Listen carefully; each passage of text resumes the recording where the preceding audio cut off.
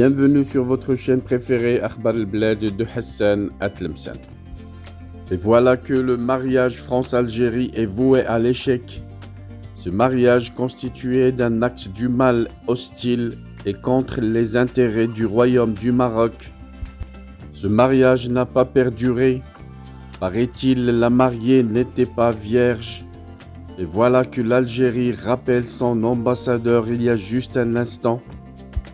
Bien entendu, à l'horizon, l'affaire Amira Bouraoui, des nouvelles turbulences entre Alger et Paris. Cette affaire a été suffisante pour que l'Algérie rappelle son ambassadeur en France pour protester contre l'exfiltration illégale via la Tunisie de la militante franco-algérienne Amira Bouraoui. Une affaire qui risque de raviver les tensions bilatérales après une phase récente de réchauffement entre l'Élysée et Al-Mouradia, soulignant que l'Algérie a via une note officielle protesté fermement contre l'exfiltration des clandestines et illégales d'une ressortissante algérienne vers la France. Le président Abdelmjid Tebboune a ordonné le rappel en consultation de l'ambassadeur Saïd Moussi avec effet immédiat, a annoncé la présidence algérienne.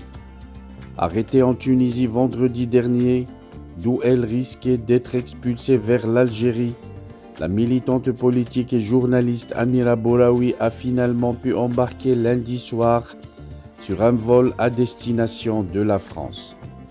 Cette franco-algérienne faisait l'objet d'une interdiction de sortie du territoire en Algérie.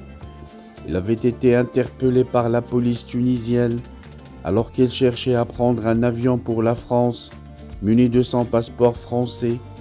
Une juge l'avait remise en liberté lundi, mais elle avait été emmenée par des policiers tunisiens avant d'être placée sous la protection du consulat français à Tunis.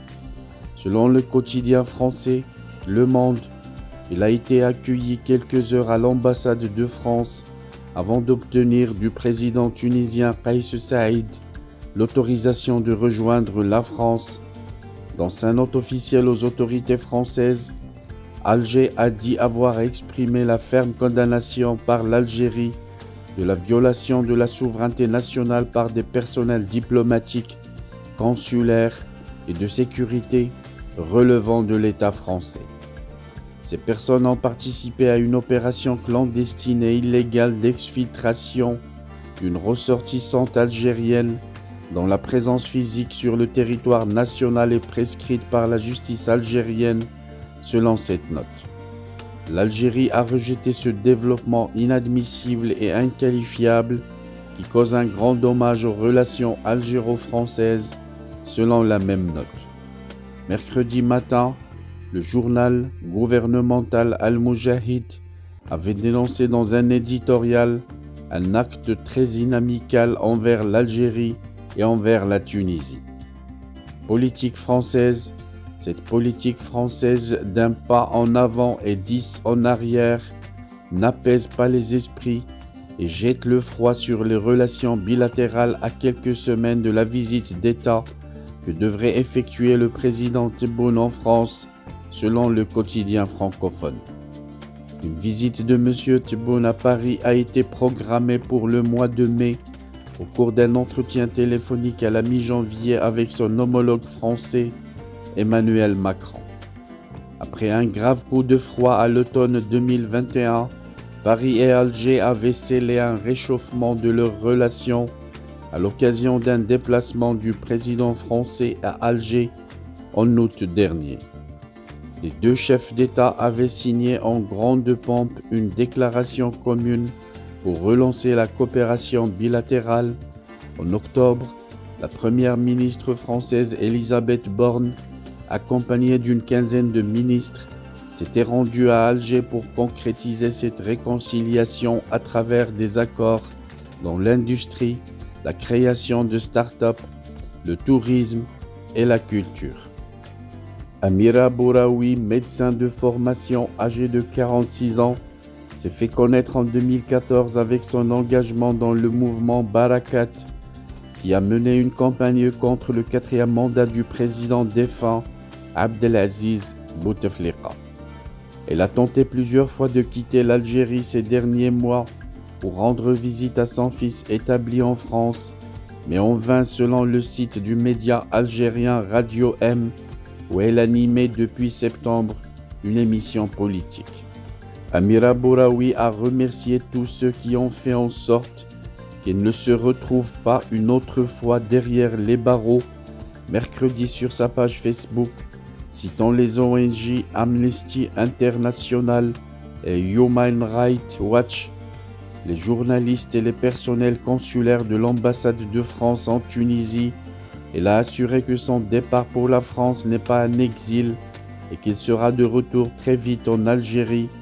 Mercredi soir, les médias algériens ont annoncé l'interpellation de Mustapha Benjama, rédacteur en chef du journal Le Provincial à Annaba, non loin de la frontière avec la Tunisie.